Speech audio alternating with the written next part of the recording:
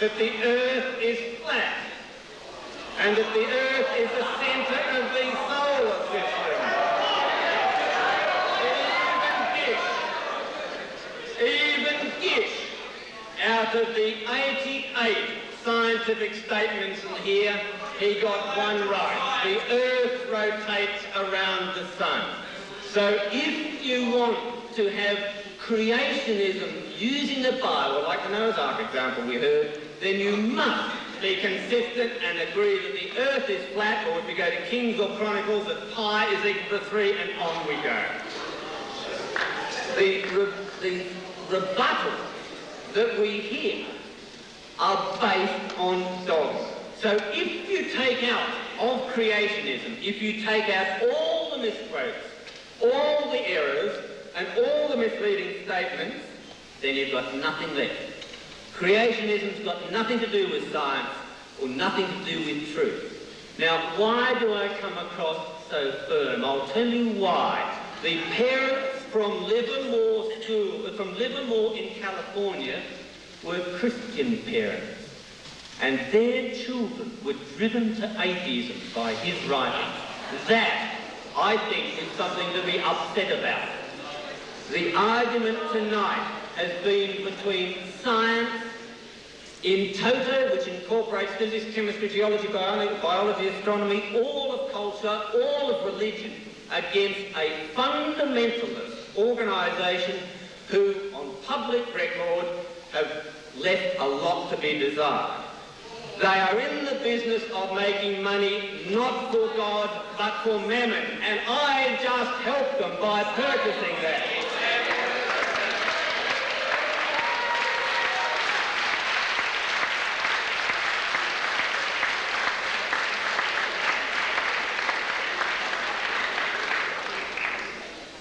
We're going to have a summary now, I think. We'll just settle for a moment, and then we have 5 minutes to finalise rebuttals, make whatever statements each contestant feels legitimate. Then we will have the question time. Now, I think it's fairly reasonable that all of us understand that for people to get a fair chance at the questions and the answers, we're going to have to maintain some form of order. That could be a little difficult. It's the choice of the meeting whether they want order or chaos. If you want your questions answered, you're going to have to go along with the methods. It's going to take a few moments to get to you with the microphone, to have the question presented, clarified, then answered. We'll be sticking to the 2-minute rule. We'll be sticking to the questions only rule. Now, 5 minutes each. Thank you.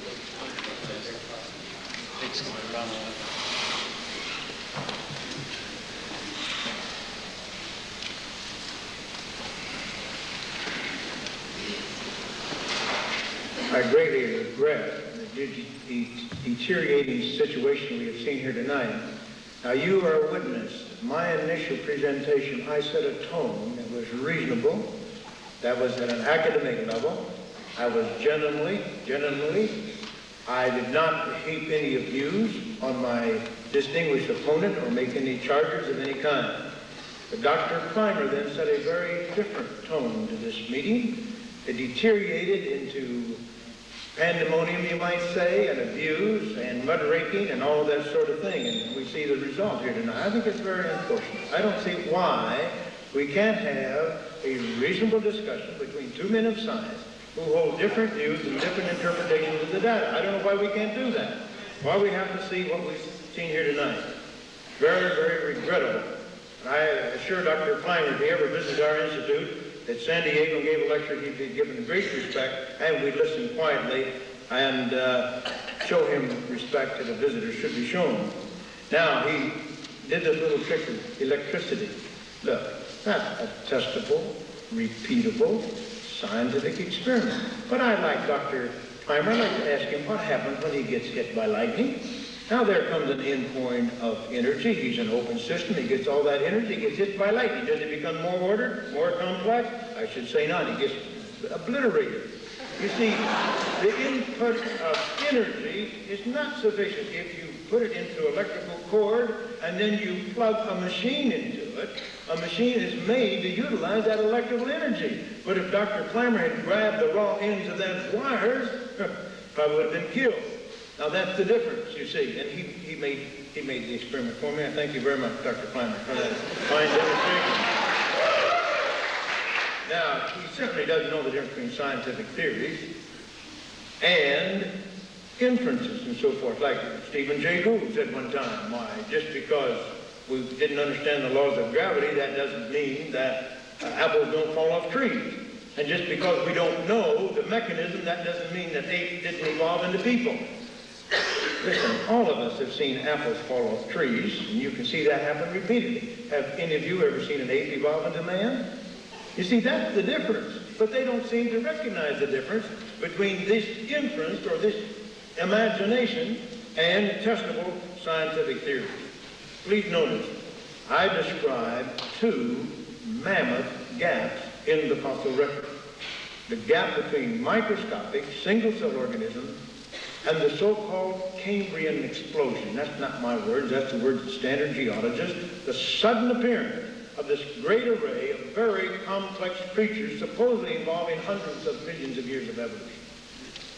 We ought to have billions and billions and billions of those intermediate. We don't even have one. And then we supposedly have one of those invertebrates evolve into fishes. 100 million years. Billions times billions of those things would have lived and died. We ought to have tens of millions, hundreds of millions of their possible. We don't have one. I challenge Dr. Plimer to explain why that is true. Why do fishes suddenly appear fully formed? Every major kind of fish we know anything about. It's true. There's not a trace of an ancestor. Dr. Plimer never tried to answer that because he cannot answer it. He has no answer. The evidence is very clear. Now, furthermore, this claim we're in the business of making money. Let me tell you this. Right when we founded the Institute, Dr. Morris and I, the president, we established a policy immediately. We would never accept 1 penny of any honorarium. Any money given to us as speakers would go to the Institute, not to me. Now, Dr. Plimer, if he was over there and he was debating me, the money he would get would go in his pocket. The money I would get would go to the Institute. I don't get any of that money, and I work night after night. I work weekend after weekend, most of my weekends, and I don't get a penny of that money, and I wouldn't take a penny of that money. If I had stayed at the Upjohn Company, I would have retired 2 years ago in a very, very handsome retirement. As it was when I left the Upjohn Company, I lost all of my retirement. I had a company-paid retirement plan. I had a health plan that cost me $1 a month. I had a savings plan for every dollar I put into it. I got 50 cents worth of Upjohn stock. I had all of these benefits, which I lost when I came to the Institute. Talk about money. If I was interested in money, I would have stayed at the Institute. I'm not really worried about retirement system. I think the Lord has the best retirement system in the world, or I should say the best retirement system, because it's out of this world. Now, ladies and gentlemen, let me just say this once more. I just want you to consider the evidence that we have presented tonight for creation. Consider it reasonably in a cool, calm manner, after you've calmed down a bit, and then decide whether there's a reasonable, rational, scientific evidence for creation. Thank you very much.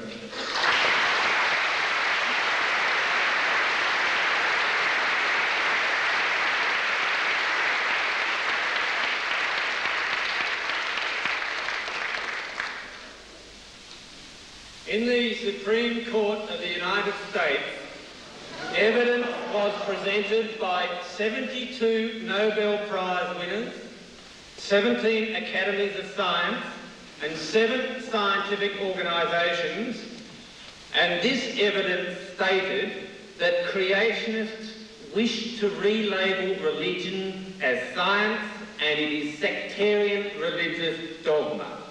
72 Nobel Prize winners, 17 Academies of Science and 7 scientific organisations. This is their evidence, an original of it. These are men and women who are saying we are talking about sectarian religious dogma. Creationism is an attack on religion, it's an attack on culture, and it's an attack on science. That is why I refuse to separate out gravity or which way up rocks are. It is an attack on our whole society. This booklet refers and cites as evidence some of his writings and writings of others, like Snelling and our scientist Setterfield, who has decided to change the speed of light. If one changes the speed of light, that is a magnificent scientific breakthrough. That apparently has been done by creation. So we go to the Standard Science Citation Index, look up Barry Setterfield, and the name isn't even there. So it is not science. As these people say, it's religious dogma. Then we go and look at